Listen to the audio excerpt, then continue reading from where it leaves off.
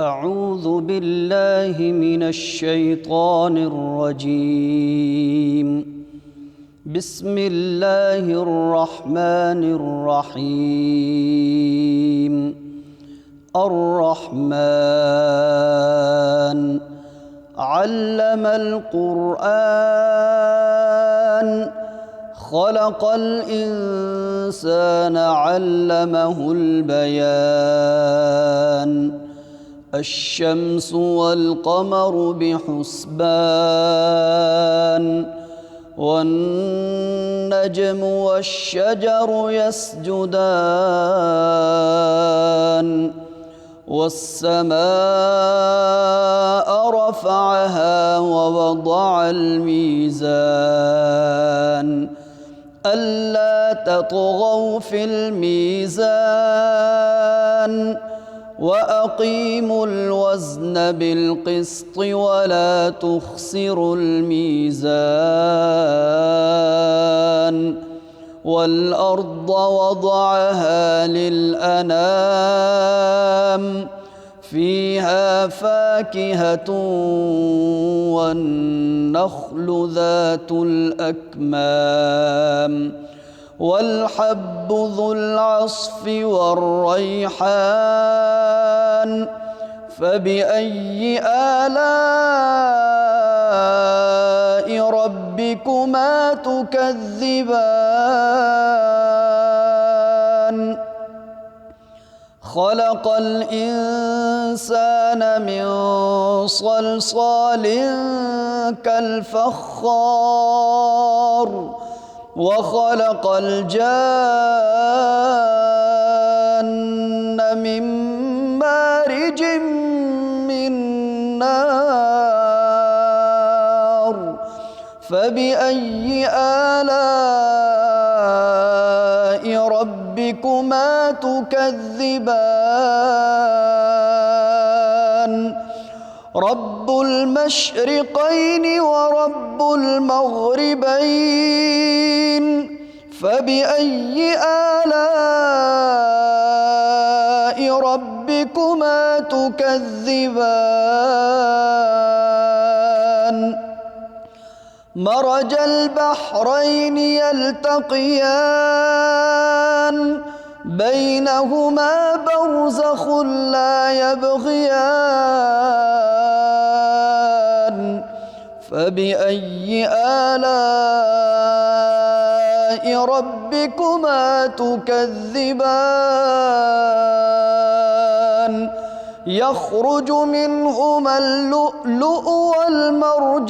والمرجان فبأي آلاء ربكما تكذبان وله الجوار المنشآت في البحر كالأعلام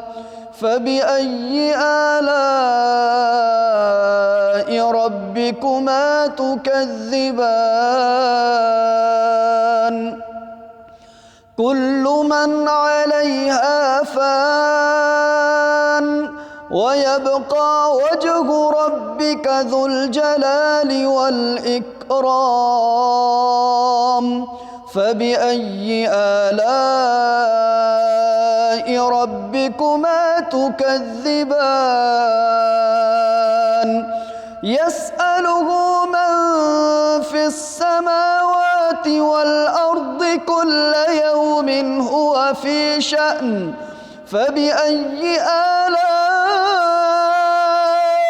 ربكما تكذبان سنفرغ لكم أيها الثقلان فبأي آلاء ربكما تكذبان يا معشر الجن والإنس إن استطعتم أن تنفذوا من أقطار السماوات والأرض فانفذوا لا تنفذون إلا سلطان فبأي آلاء ربكما تكذبان يرسل عليكما شواظ من نار ونحاس فلا تنتصران فبأي آلاء ربكما تكذبان فإذا انشقت السماء فكانت وردة كالدهان فبأي آلاء ربكما تكذبان فيومئذ لا يسأل عن ذنبه إنس ولا جان فبأي آلاء ربكما تكذبان يعرف المجرمون بسيماهم فيؤخذ بالنواصي والأقدام فبأي آلاء ربكما تكذبان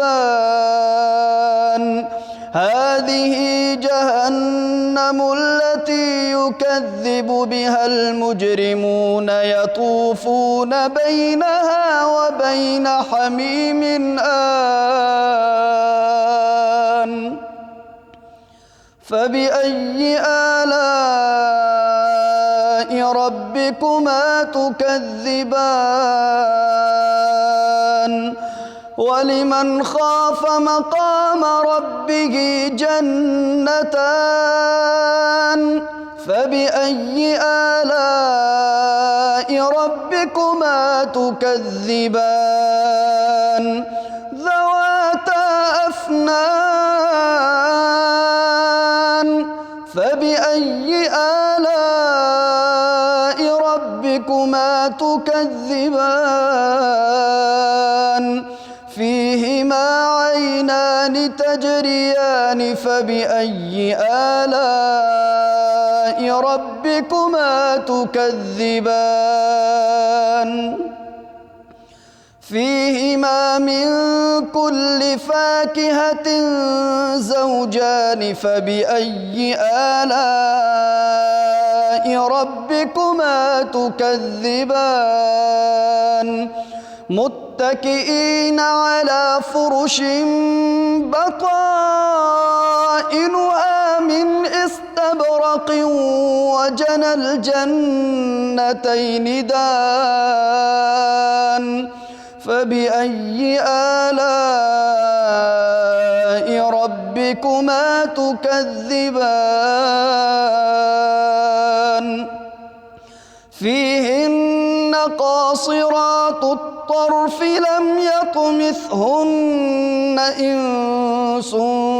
قبلهم ولا جان فبأي آلاء ربكما تكذبان كأنهن الياقوت والمرجان فبأي آلاء ربكما تكذبان هل جزاء الإحسان إلا الإحسان فبأي آلاء ربكما تكذبان ومن دونهما جنتان فبأي آلاء ربكما تكذبان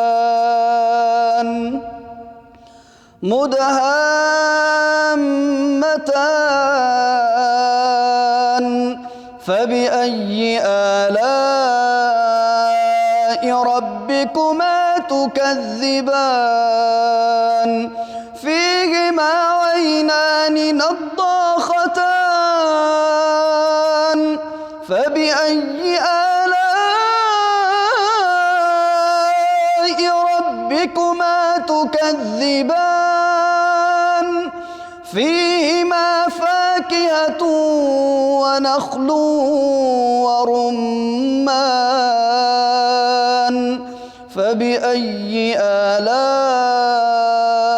ربكما تكذبان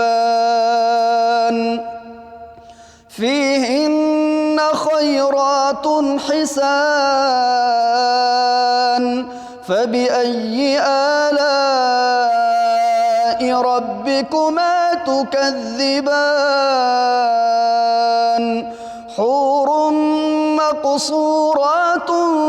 في الخيام فبأي آلاء ربكما تكذبان لم يطمثهن إنس قبلهم ولا جان فبأي آلاء ربكما تكذبان متكئين على رفرف خضر وعبقري حسان